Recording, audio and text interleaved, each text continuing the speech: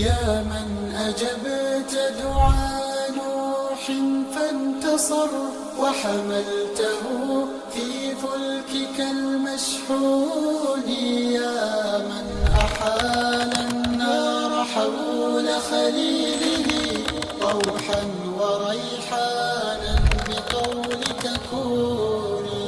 يا من أجبت دعاء نوح فانتصر وحملته في فلكك المشحون.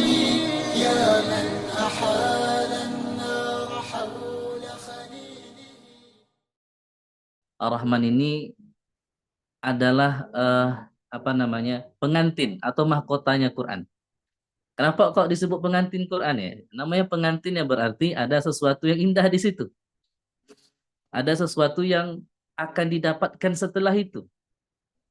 Maknanya adalah orang yang menghafalnya, orang yang membacanya akan mendapatkan sesuatu yang indah setelah itu. Ini maknanya arus Quran.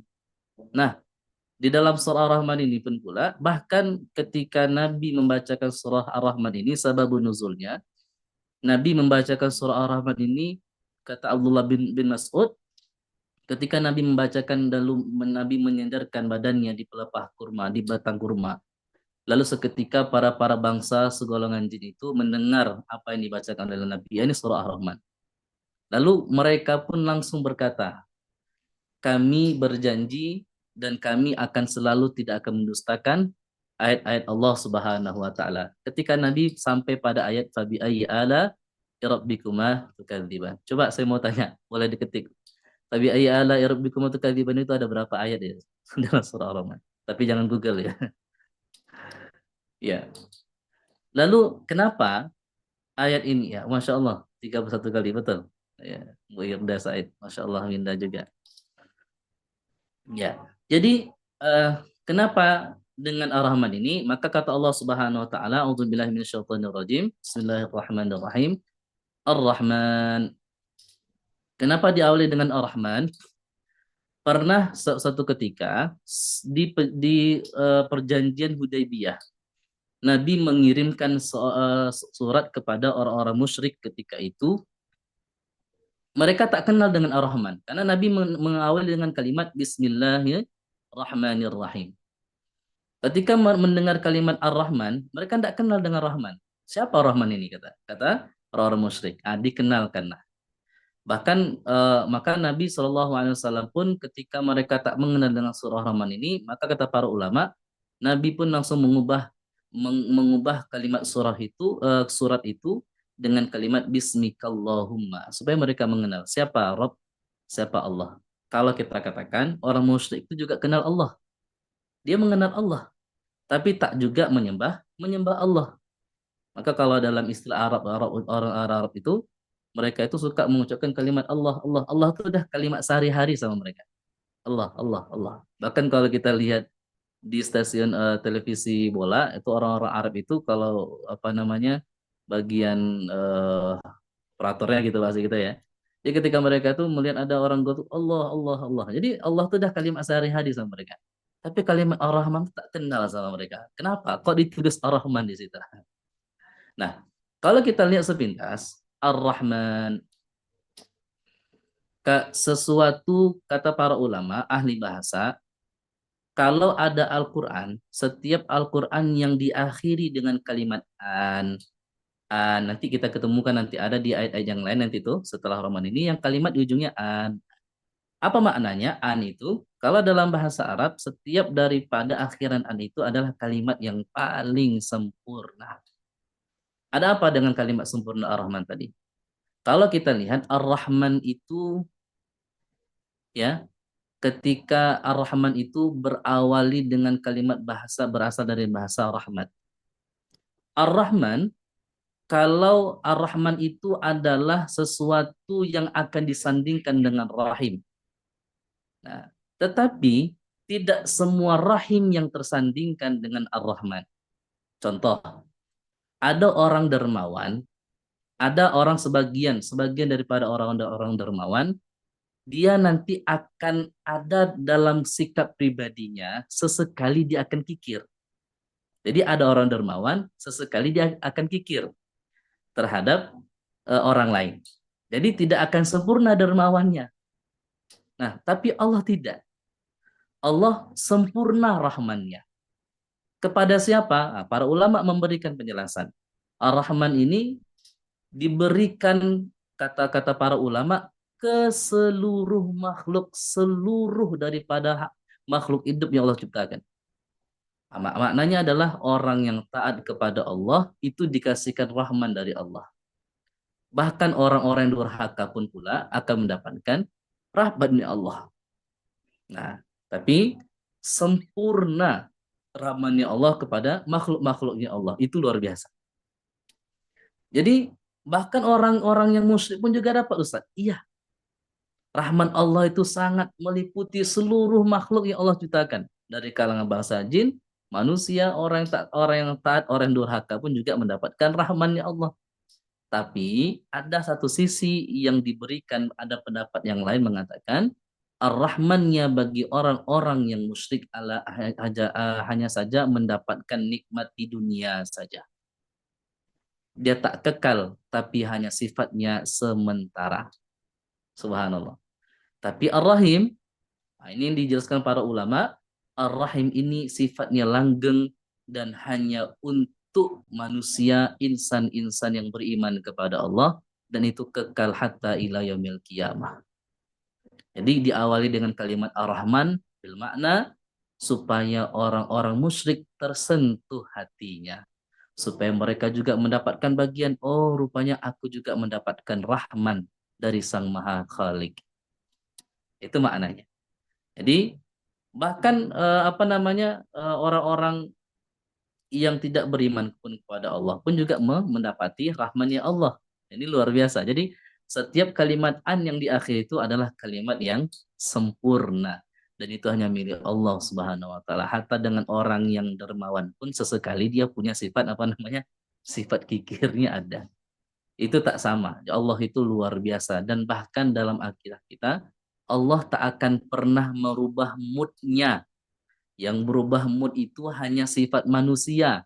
Hanya Allah tak akan pernah merubah moodnya, tak akan merubah rasanya, tak akan merubah apa sifat-sifatnya Allah. Akan Allah begitu saja.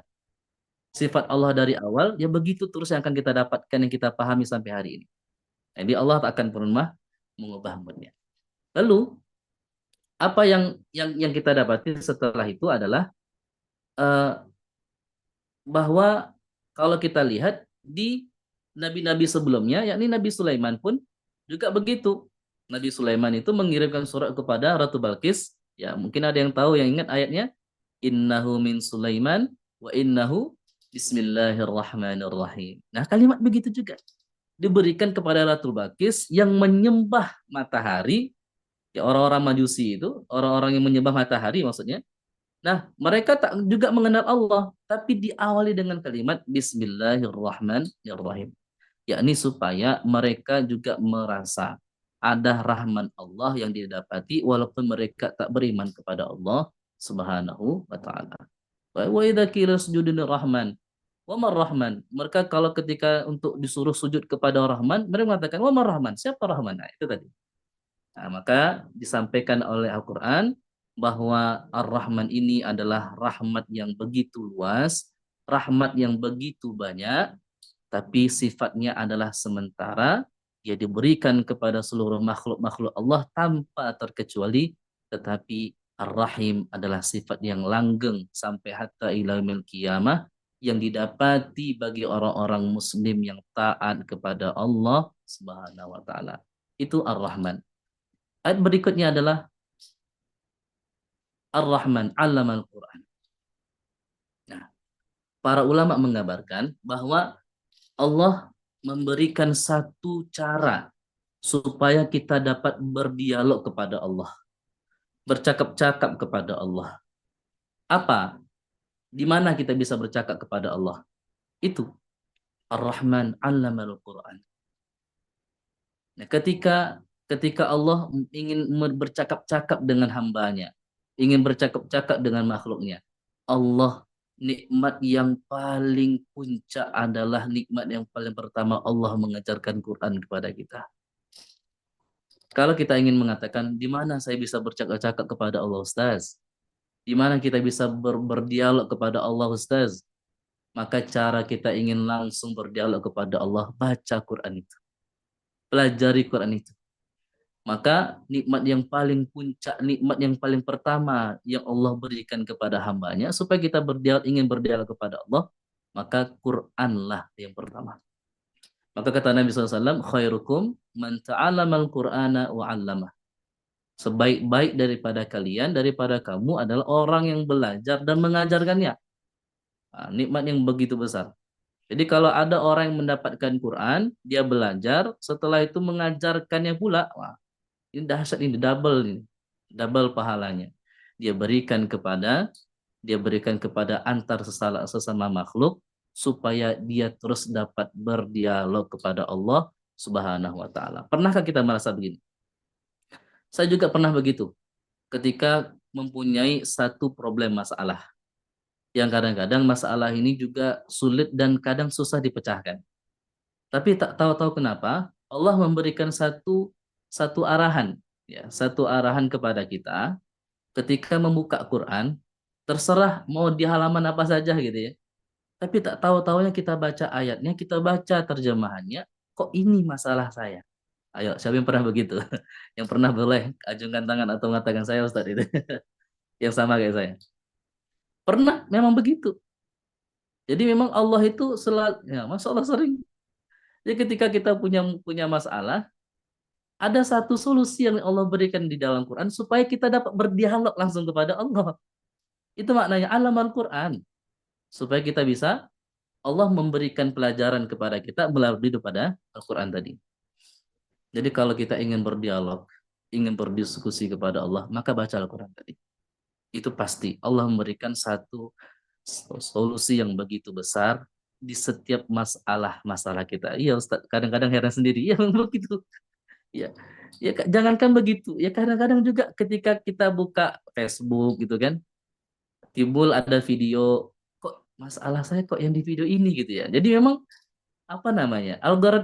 Algoritmanya itu adalah memang masalah tadi timbul lalu tiba-tiba ada yang mencerahkan gitu. Itulah hebatnya maha kuasanya Allah kepada hamba-hambanya ketika dia merasa tidak tidak ada yang lebih hebat daripada itu. Allah yang memberikan upaya kepada kita supaya kita mendapatkan solusi yang besar daripada itu semua, yakni Al-Qur'anul Karim. Ya. Allamal Qur'an. Allah yang tunjukkan itu semua. Jadi Allah yang menunjukkan itu semua. Luar biasa ya. Allah yang menunjukkan itu semua. Jadi Allamal Qur'an, Allah yang mengajarkan Quran kepada kita. Bisanya kita baca Quran hari ini, bisanya kita menghafal Quran hari ini, bisanya kita mengkaji subuh ini, pagi ini, itu karena hidayah petunjuk dari Allah Subhanahu wa taala. Wa yudhillullahu man yasha wa yahdi man yasha. Lalu ketika ada orang yang disesatkan, mereka tak akan mendapat sesiapa pun penolongnya. Tapi kalau ada Allah berikan petunjuk kepada dia, tak ada sesiapa pun yang bisa menyesatkan dia. Oke? Okay? Alam Al-Quran. Khalaqal insan. Dia yang menciptakan manusia. Nah, al-insan ini, kenapa Allah memberikan satu kalimat insan itu? Kenapa tidak dikatakan nah saja manusia? Kenapa diawali dengan kalimat al-insan? Ya, para ulama memberikan penjelasan juga.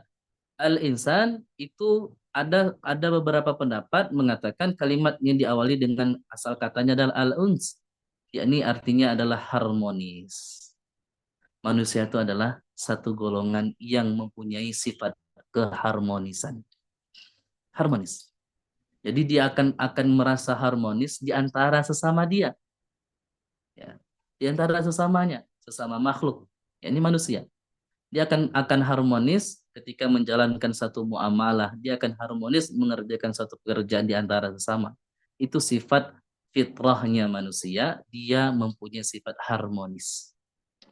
Yang berikutnya adalah manusia itu berasal dari kata ansian, yakni pelupa. Ya, manusia itu juga lupa. melupakan. Maknanya adalah manusia ini suka lupa sesuatu yang lumrah lupa.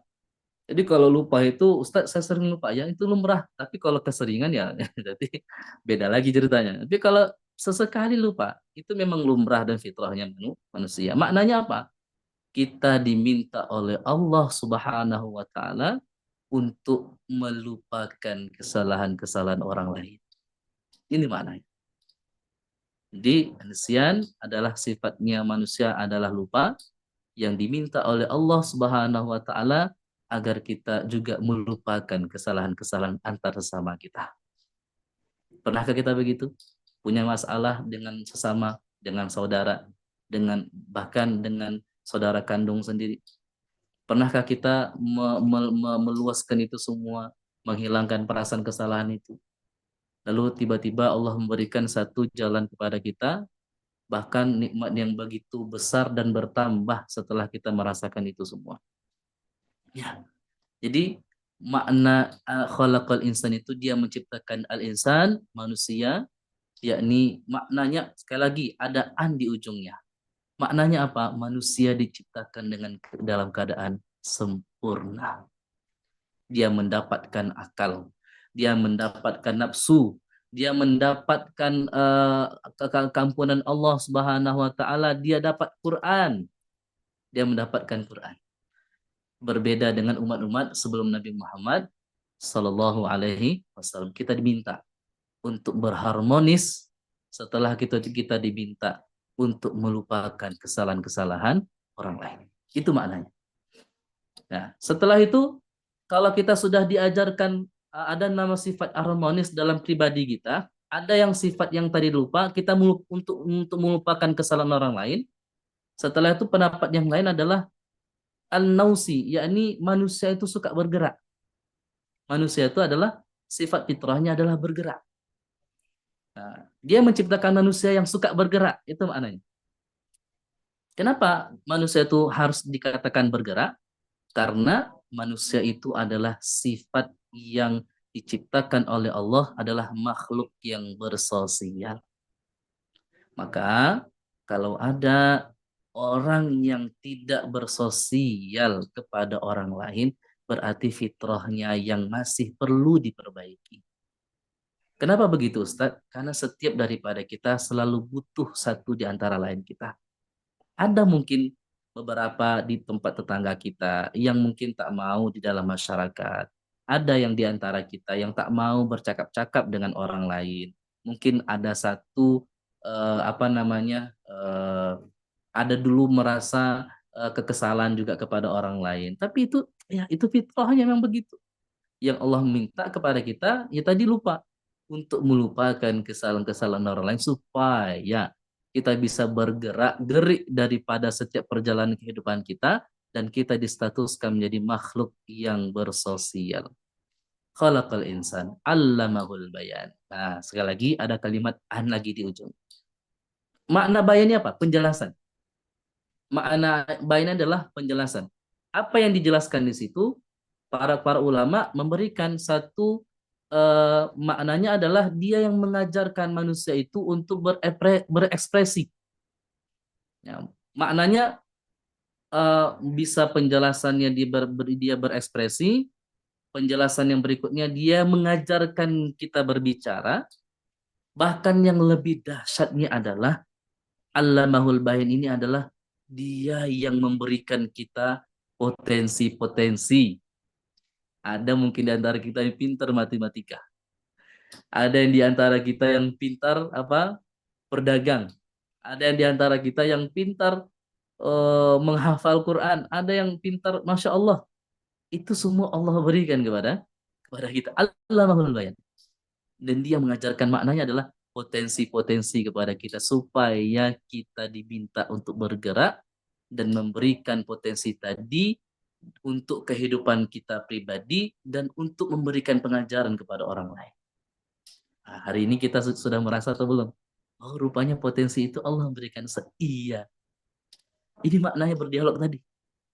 Jadi secara tidak sadar Allah memberikan potensi itu kepada kita. Allah memberikan jalan itu kepada kita.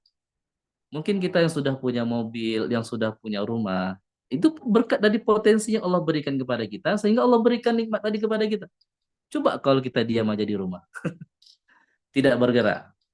Coba kalau hari-hari kita main HP saja, tidak bergerak, terus tidak bersosial kepada masyarakat, potensi kita tak ada. Maka bagaimana caranya Allah nanti akan memberikan itu kepada kita? Padahal sudah Allah berikan penjelasan khalaqal insan supaya kita bergerak alamahul bayan. Nanti setelah itu nanti Allah ajarkan potensi-potensi itu kepada kita secara kita tidak sadar. Ini maknanya. Subhanallah. Jadi kalau kalau kita betul-betul memahaminya bahwa setiap daripada gerak-gerik kita itu akan ada selalu pelajaran-pelajaran terbesar daripada kita semua.